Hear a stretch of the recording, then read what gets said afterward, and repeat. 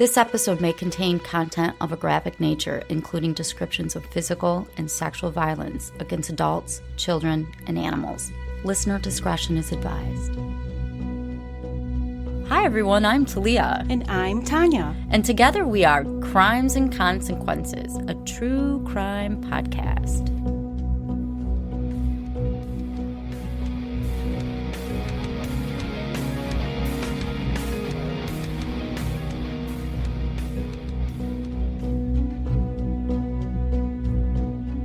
Hi, Tanya. Hi, Talia. How are you? I'm doing pretty good. How about you? Splendid. Awesome. Thanks for asking. I hope everybody is doing amazing today. Thank you guys for listening or watching us on True Crime Daily's YouTube. And I have a story today about domestic violence. Oh, And before I start, though, because you want me to start, I do. I want to ask everybody to subscribe or like us and write nice comments, not hate comments. I don't like that because we will comment on you and our comment on the commenter section. Anyway, this is domestic violence, which I know can be a trigger for a lot of people, but story needs to be told. You ready? Yes. This is a story about Lisa Cecilia Harnum. And she was born in Toronto, Canada in 1981. She basically was raised by her mom. And she had a brother she was very close to. His name was Jason. Lisa had a love for dance at a young age. Ballet. She was one of those girls in high school. Beautiful, smart, good at everything she did. The envy of everyone, Yeah, I'm sure. Yeah, it's one of those girls you're so jealous of. Yes. That was her. She was extroverted, outgoing, had a social circle of friends. But just like everybody else, she was prone to feeling bad in your teens. You know how it is. Yeah, we all did, right? You're never perfect. You're not good enough. Your hair's not pretty enough. You're not skinny enough. Not skinny. Yeah. So actually saying that, she developed an eating disorder. And she also battled with depression in high school. And at one point, she was hospitalized for her eating disorder. I believe it was bulimia and anorexia. And then again, she's in ballet, and there's probably a lot of pressure on her to be super tiny. Her mother had once stated in the news that it was a very difficult time in Lisa's life. I mean, as you can imagine, going in a hospital and all that. But she came out stronger. She overcame her issues, and she ended up graduating, doing well. But she didn't really want to stay in Toronto, Canada. She wanted to go someplace where she felt had more Sunshine? Sunshine. And she ended up going at the age of 24. And then this is in 2004. She went to Sydney, Australia. And she's there. She's living her life. She has this work visa for 12 months. And she likes to do hair. She's a hairdresser. And she ends up studying at, it's called the Australian Hair and Beauty College in Sydney, and working part-time to pay her tuition. She loved this, thrived at this job. And she didn't want to leave. She just really liked it there. She also was into fashion, makeup. And again, she's like drop dead gorgeous, beautiful hair, makeup, wearing the best clothes. It bothered her to be away from her family, but they still talked. Her and her mom, Joan, and her brother, Jason, talked every day on the phone. And they were really supportive of her, despite her being far away. She ended up trying to pursue some citizenship in Australia, but I mean, I do immigration law, so I'm not sure how she could do it. But I do know that she ended up being able to extend her visa. So she's there originally in 2004. And now let's go to 2009. She's living her best life, doing hair, doing makeup, going out, looking good. But she needed a new place to live. So she asked one of her friends, hey, do you know anybody that's looking for a roommate or a place I can stay? And her friend mentions this name, Simon Gittany. He was about 10 years older than her. He had a place, and it's a very nice area of Sydney called Hyde, and it was across the street from Hyde Park.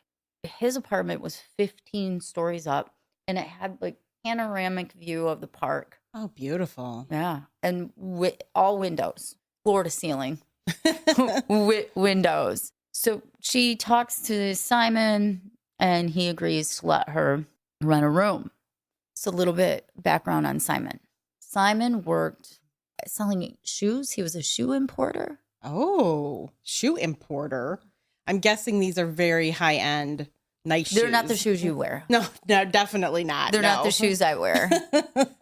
They're, yes, high-end. Designer footwear. He does it online, and a lot of what he got came from the United States. When Lisa talked to her mom, Joan, about the arrangement, she said it was just going to be temporary and she was going to find some other place to live. But things happened. Okay. Simon's a very good-looking guy. She's a good-looking girl. They're living together, and things clicked. How about that? Things clicked. All right. At first, she thought Simon wasn't interested in women, but she found out he was. He definitely was. Okay. He was. So she moves into this luxury apartment, 15th floor in the inner city, the Hyde. It was about 2 months after they were living together that they start dating. They're dating. Things happen. Eventually, it grows serious. Lisa's not moving out. Remember how it was going to be temporary? Oh, yeah. She's not moving out. Something strange is Simon would call Lisa by her middle name, Cecilia. Cecilia. It's a pretty name. It is. But Lisa is too. Yeah, it is. Well, that's what he called her. And he became very infatuated with her. And time goes on. They're starting to fall in love. 2011 comes along. It's Lisa's 30th birthday. There's this party, and there's a video out there in which Simon gets on one knee. Aww. And he proposes in front of all of her friends. Kind of nerve-wracking, I think. Yeah, I know. Because what if she said no? I know. She's like, fuck that. Have you ever seen those videos online? No, fuck I've seen one or two. I don't and even I'm just like you that much anymore. Just like, oh, you're taking a chance. Yeah. Not just videoing it, but in front of everybody. Like, what if she did say no? I didn't want to private. But anyway, she starts crying. Aww. And she's nodding her head. Yes. She was so in shock. Like, she couldn't even speak. She's just overwhelmed. So now they're officially engaged. Her mother, Joan, was skeptical about this relationship because Joan had learned a lot of stuff. Lisa had confided in her about what the past year and a half, 2 years have been like. Oh, no. And it wasn't as picture perfect surprise as you would think. Surprise. And on the outside, you have this gorgeous couple, right? They're living in a luxury apartment, having fun. But there were a lot of things that happened behind closed doors. Simon became more controlling over Lisa, which is how a lot of the domestic violence cases end up happening, right? That's how they start. That's how they start. They get control. Next thing you know, you don't have any friends, any family. Yeah, they isolate you. Yep. So he starts telling her how to dress. Oh. She could only wear pants. Okay. What? Not okay. He told her how to style her hair, which was in a ponytail. They no longer went out to clubs to party, have fun. Mostly because Simon was really uncomfortable with guys looking at her. Okay. He's insecure. Yeah, he's extremely insecure. He's extremely insecure. A text she once said, Lisa sent to her mother, read like this. This is a quote. "This relationship sure has changed me a lot!" Exclamation. "I'm much more calm than I was before. Domesticated, conservative, dainty. I have nails now too, and they're natural. I have a French manicure. I bought a whole bunch of flat and casual shoes." Oh, so she's not even allowed to wear heels? No more heels. And she wrote, "No more cleavage, I'm afraid." Wow. She wrote, "Simon is terrified of summer and the beach. He said we need to find a burqa bathing suit for me to wear. Hee hee." And then she wrote, "XO." Hee hee. XO. I'm sure he was not kidding. Yeah. Ooh. Sure, he wanted her entirely covered up. I mean, she was beautiful, Probably didn't want her to go out. Yeah, no. And that's when her mom was like, this is not. That's a bright red flag. Bright red. Time out. Yeah. Not okay. What's going on? She would have been even more worried if she knew about Simon's past. Uh-oh. So I'm going to tell you about it. All right. Just briefly. Simon was 18 years old when he was basically what we would call here put on probation. He was given 2-year good behavior bond after savagely attacking a deli owner who had confronted him because Simon was harassing a female worker who was his ex-girlfriend. His ex-girlfriend worked at this deli. Yes. And he's harassing her and the Yes. owner gets involved. Yes. Okay. And he just What? beat the... Wow. Yeah. Uh-oh. In August of 1993, Simon was caught outside a Parramatta nightclub with a car full of stolen goods. So he's stealing. Man. He didn't show up for court. A warrant was issued for his arrest. And then in 1994, there was this whole string of robberies, thefts, where he coincidentally was working. Oh, I He's just coincidentally working. should just started going missing. Yeah. Yeah. And there was this detective. His name was Detective Sergeant Keith Bristow. And his partner, they went to Simon's family's home because he lived with his parents. They're wearing regular clothes. The detectives arrive on the doorstep and they have a warrant for his arrest because they believe they have enough evidence to get him for stealing. But when the officers tried to arrest him, all hell broke loose. This is crazy. Sergeant Bristow's partner was struck and knocked to the ground just out of nowhere by an old school boombox. What? It was like, bam! And it was either by Simon's mom or his sister. Oh, that's an unusual item to hit someone with. Really? And why you hitting a cop? I know. You're not going to get away with this. Like, it's not going to just go away if you hit the cop and run off or do whatever. I never understand why people do this. I mean, I do understand why people do it. But it wasn't even him. Right. Anyway, so if you think that's bad, Sergeant Bristow had a hold of Simon and he was struck, fell onto a bed on top of Simon. So he's on top of Simon on a bed. Simon starts biting down on his ear. Oh, no. And the sergeant is saying, don't, stop. But there was no stopping Simon. Simon then bit right through his ear and then spit it out. He did it Mike Tyson, right? Oh, no. To the police officer? What the fuck is this about? What the fuck is this? Come on now. Cuckoo. Yeah, a little cuckoo. In the end, he ended up getting kind of a slap on the wrist. He was jailed. And after a priest supported Simon's claims that he'd undergone some religious metamorphosis, transformation, he's found God. Simon left Australia to attend a strict Catholic order at a monastery in France. Every morning he would wake up around 5 o'clock and he would just pray all day. Good for him. Yeah, those good people for are him. devoted. Yeah, he had this single bedroom and he was pretty much isolated and he'd have his meals alone. And the priest who had supported all of this claimed to the news, Channel 7 News later, that he really believed that Simon had a good heart. And Simon really wanted to do better. But he didn't stick with. How do you know? Why are you doing a spoiler alert? I mean, spoiler alert. No, I mean, obviously, he's in the, obviously, right? Obviously. That lasted a little over a year and he left the monastery. And he couldn't handle a life of celibacy. Let me just guess. How did you know? Yeah.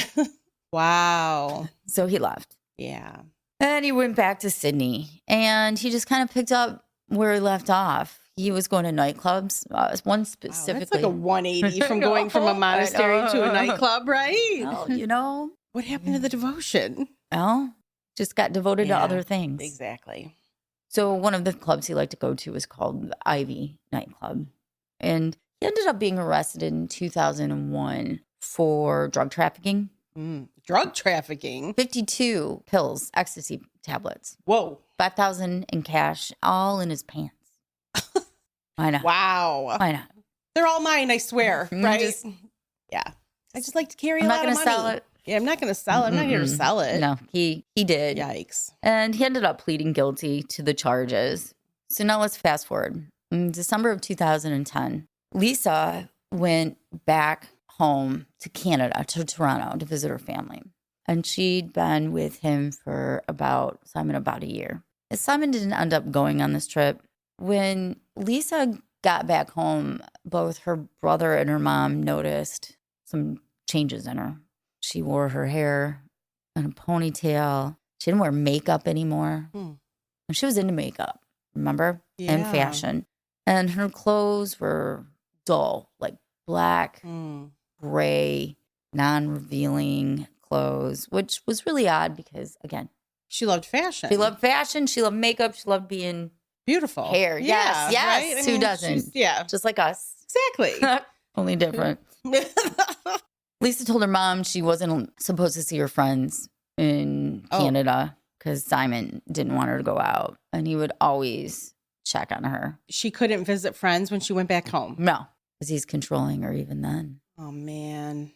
And eventually Lisa comes back to Sydney, and there's an email that her mom sent basically saying that he's no good for you. Right. You need to go. You need to. Moms know best, right? They do. They do. Unless you ask my kids. Yeah, no. Then I know your nothing. Kids think you're a dipshit, right?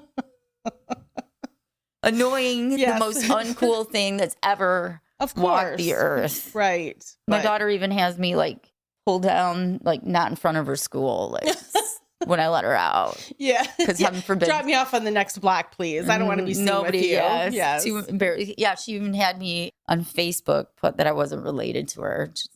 It's humiliating to know me. She's 15, by the way. Yeah. Aw. But moms always know. Moms they always know. Love even your mom. when you were a teenager, you didn't want to listen to your mom. I didn't want to listen to my mom. My mom knew nothing. I know. I knew everything. Exactly. Everything. Everything. But moms always know. They do. But before I tell you more, we're going to take a quick break. So Lisa ends up telling her mom, don't send me these messages because I think Simon might be reading them. Oh, of course he probably is, right? And Simon, of course he is. Yeah. He's a creep. And he would have a very explosive personality. Little things can make him go off.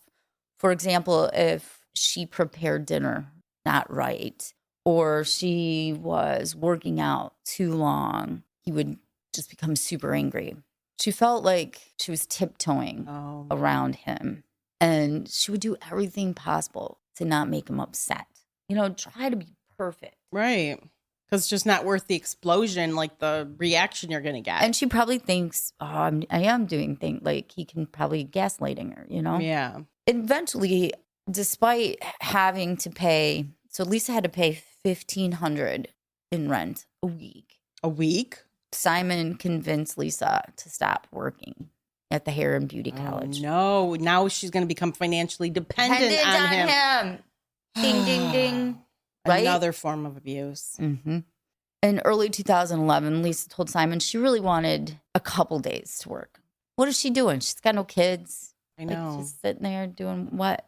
She's probably not allowed to go anywhere. She's not allowed to hang out with her friends. Right. She's probably stuck in that apartment forever. Not allowed to go out. Poor thing. He suggested that she volunteer as a compromise. And they got into this big argument that ended up with Lisa leaving. This is in February of 2011. She left for a couple days, but then they got back together.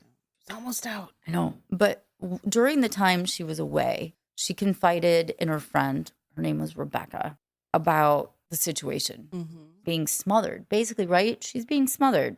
Then she gets back with Simon, and Lisa's friend Rebecca gets a message from Simon telling her to stay out of their business and to leave Lisa alone. In April of 2011, Simon sent some kind of abusive texts to Lisa.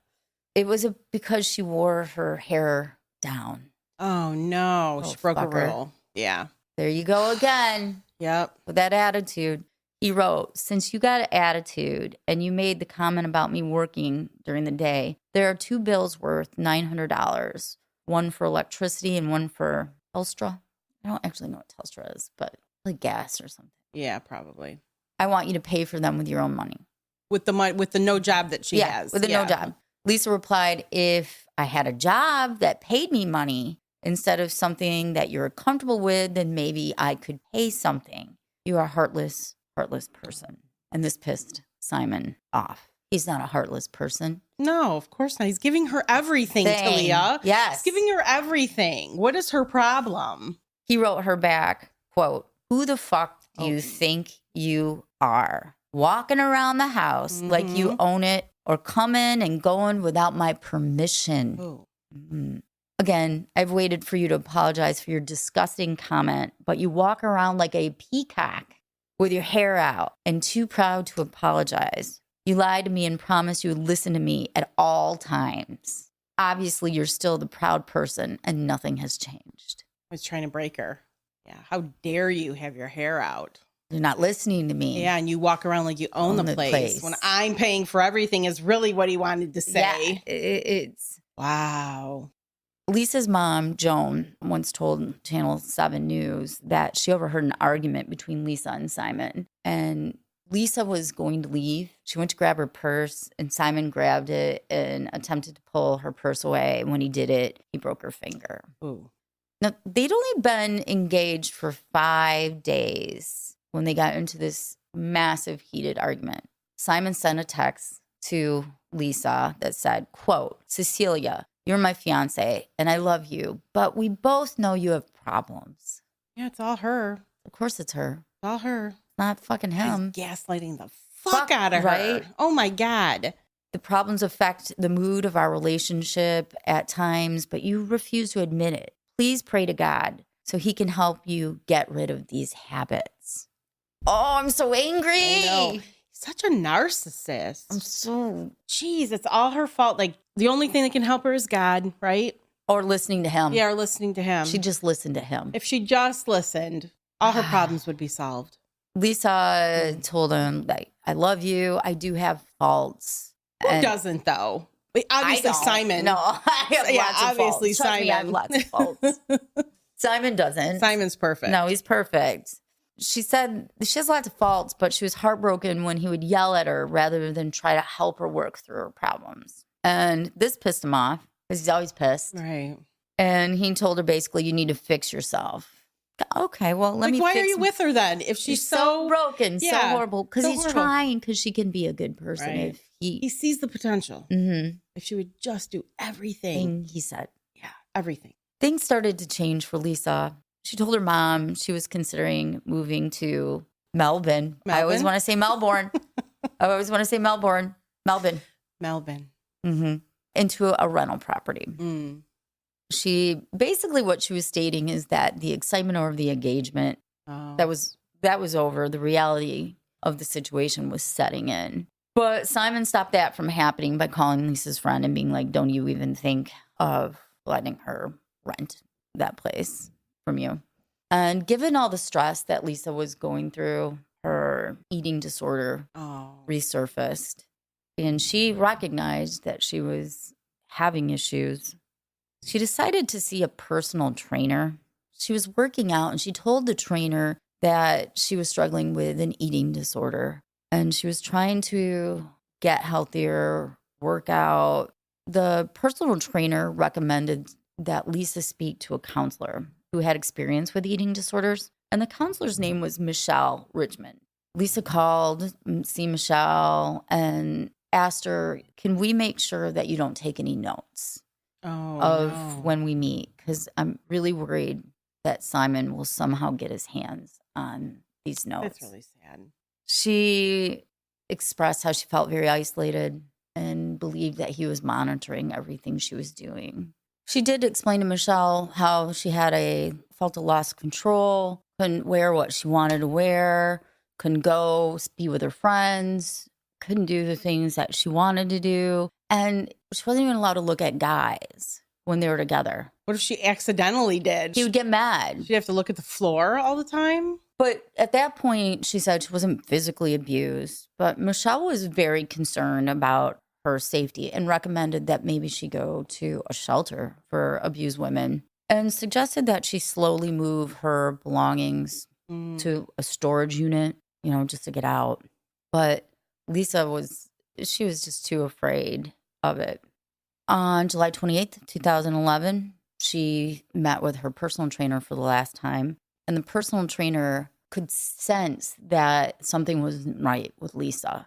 She seemed stressed, nervous. Lisa ended up handing over 2 pillowcases full of clothes and said she was planning on leaving and she's going to go back to work as a job at hairdresser.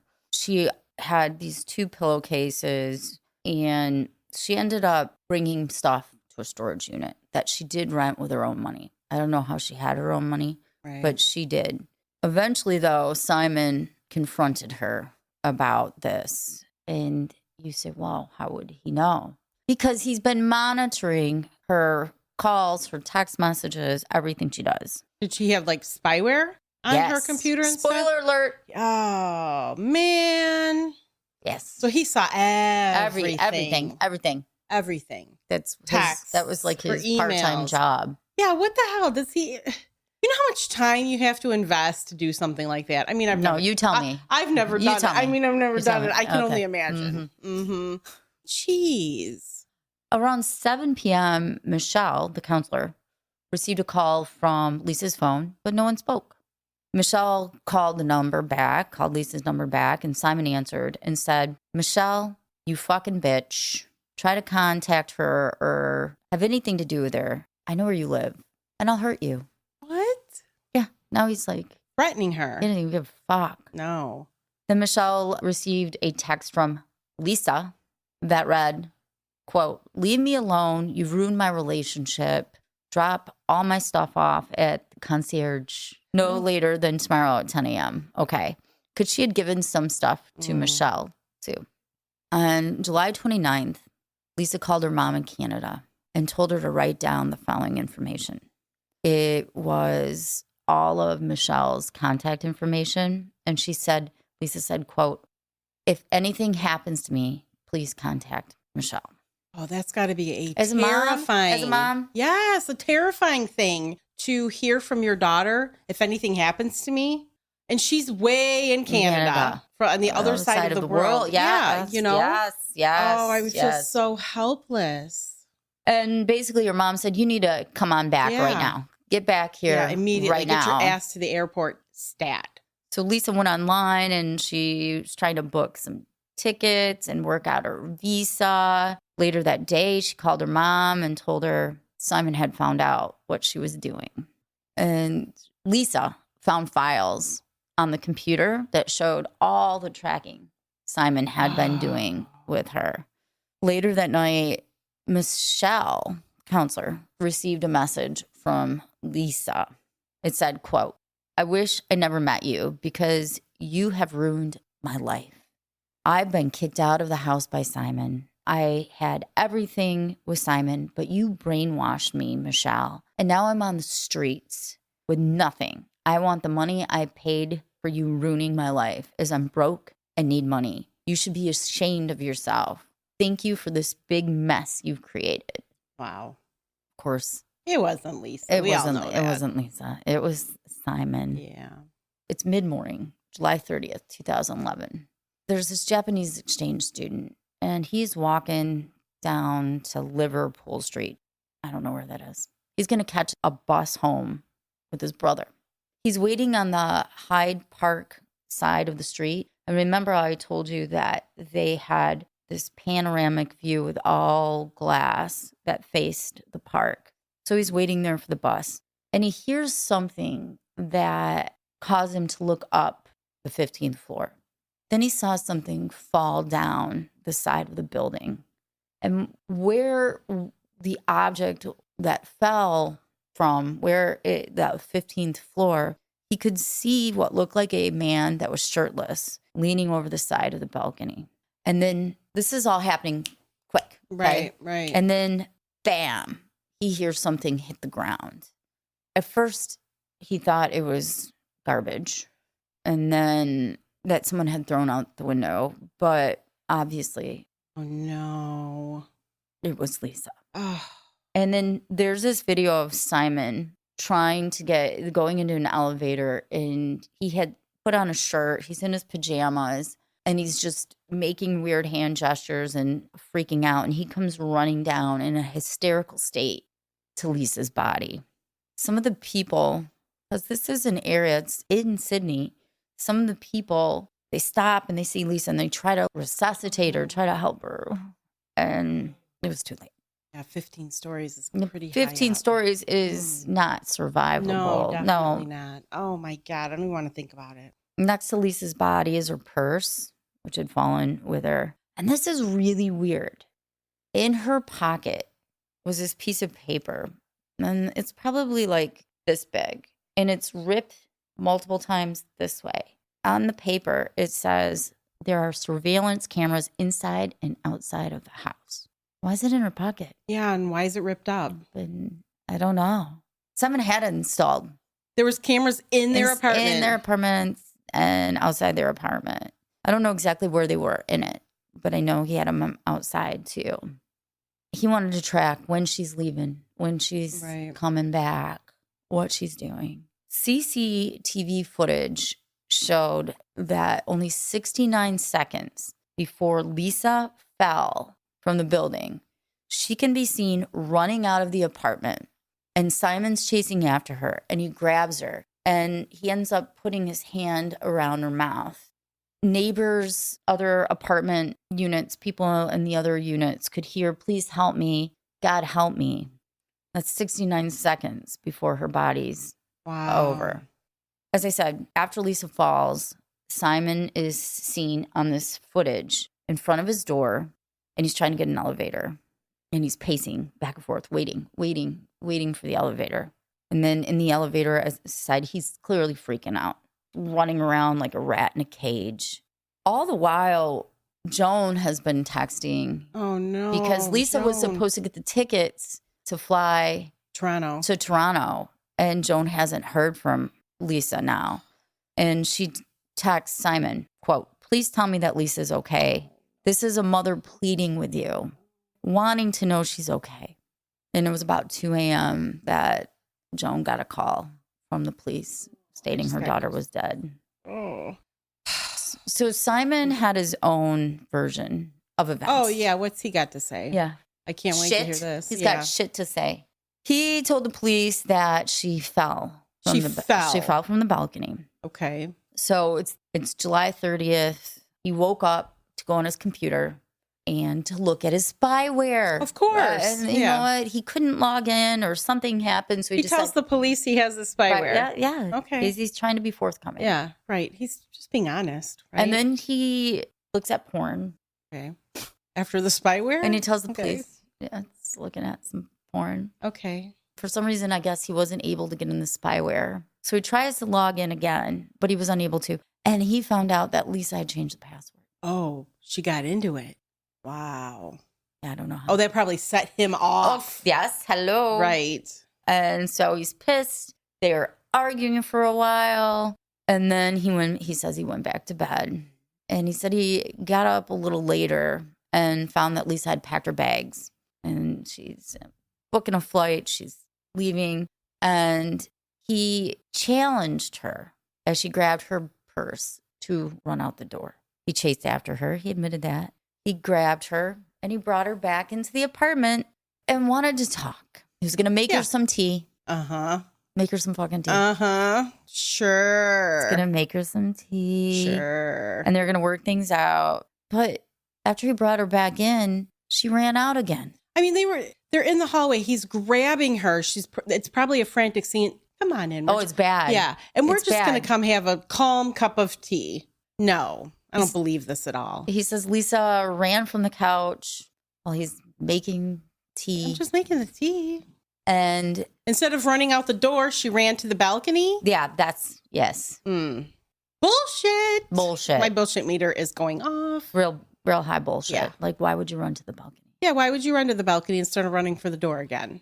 He tries to get her in time. She's got one leg. Oh, she's going to jump over the balcony. And the balcony, so everybody knows, is glass. It's a glass balcony with a little bit of a metal railing. She's got one leg over the balcony, and she's got a purse on her. And she's going to jump with her purse. Okay. That's a good point. Come on now.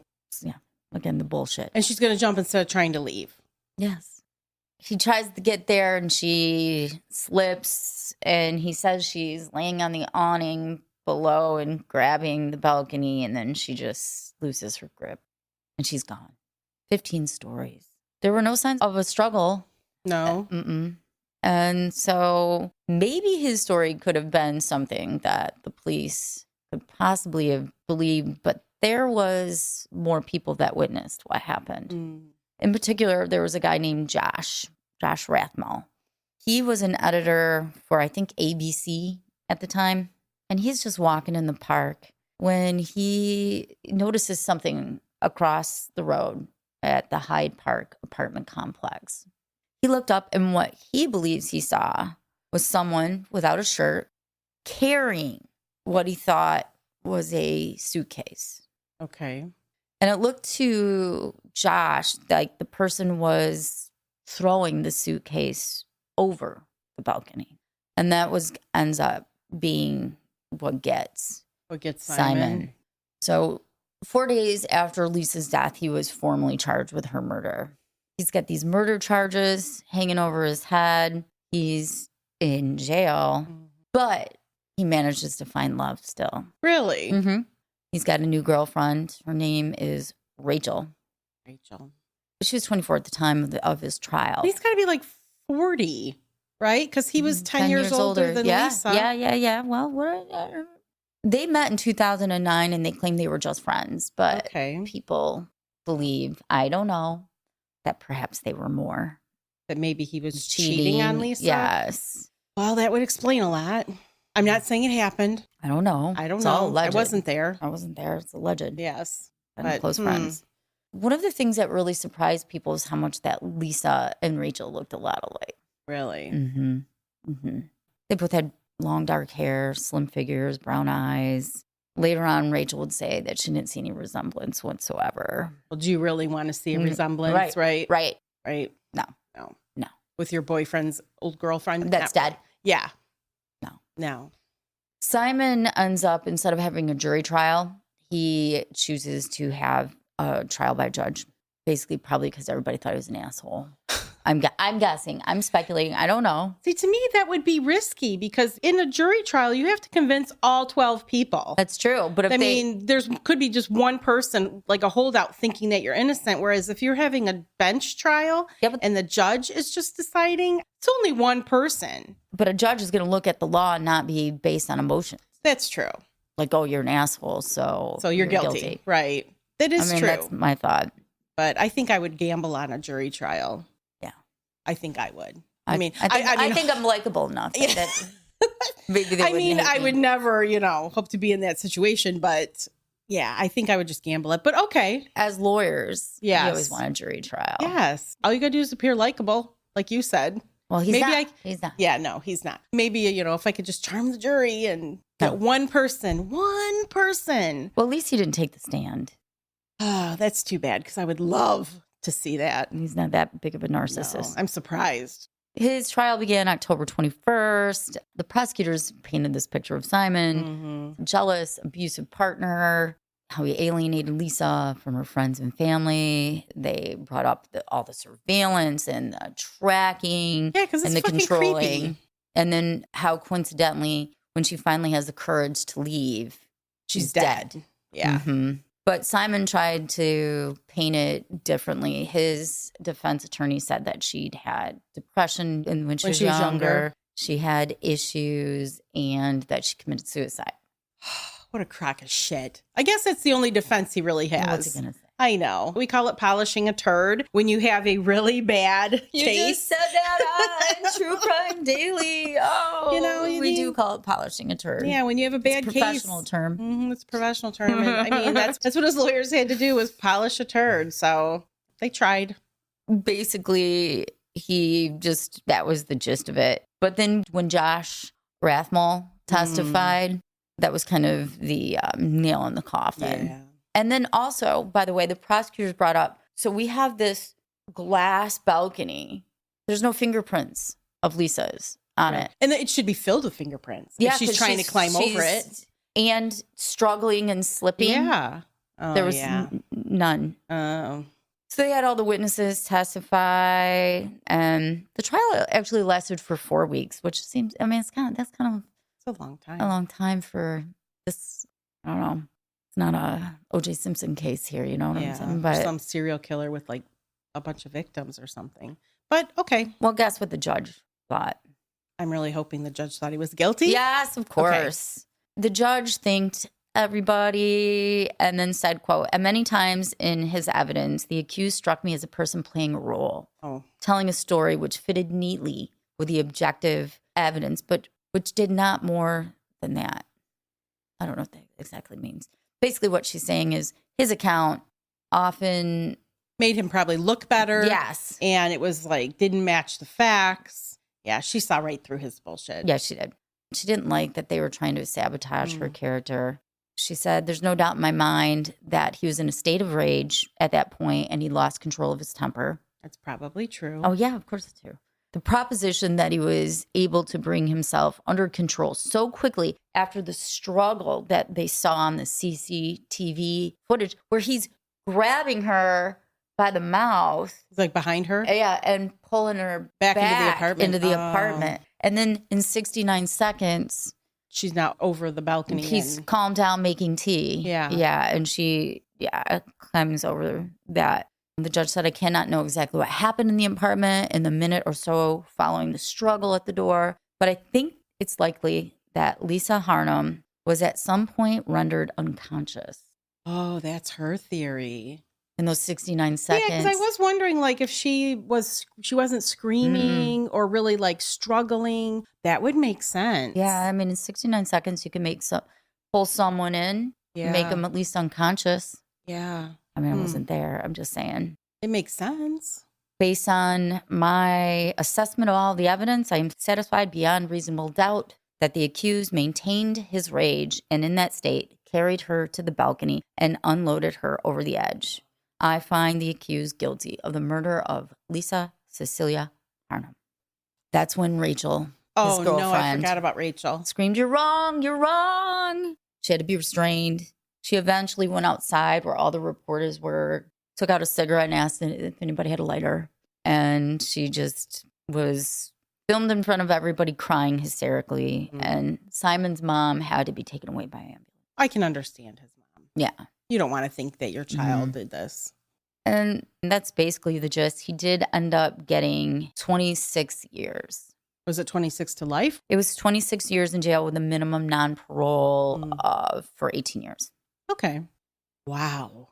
And that's a crazy story. Rachel ended up suing the Daily Telegraph because they wrote 3 stories about her, calling her a stripper, basically a whore, a woman of no morals. Oh, well, they shouldn't be writing things like that in her defense. Unless she was. Yeah, unless she was. I mean, I don't know if she was a stripper. Yeah, I don't know. I don't know. But I guess they settled, so maybe she wasn't. Maybe she wasn't. Those tabloids love to just stir shit up. Wow, this is a terrible, terrible story. I know. I hate I hate all of them. I'm like, I hate domestic violence stories, but I hate them all. I hate every story we do. I hate. What's that mean? It's just so sad. Like, she was so close. I know, that's the thing. Out. Like, her poor mother. Like, I mean, she actually got out of the apartment and he dragged her back in. Wow. Well, thanks. You're welcome. Thanks for that. And if anybody out there is suffering from domestic violence, please reach out to someone and get help. Yes, definitely. You may feel like you have no way out or you're alone or something, but there are resources. And just get out. Just get out. It could save your life.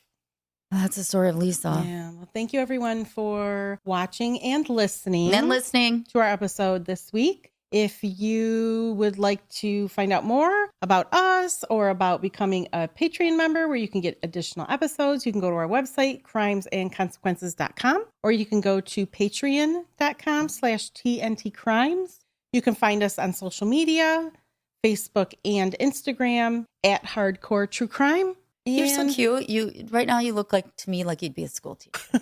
You're like or a Sunday school teacher. And that's all we have for today. That's all we have for today. And thank you again to True Crime Daily. And until our next episode. Listen and don't kill each other. Bye. Bye.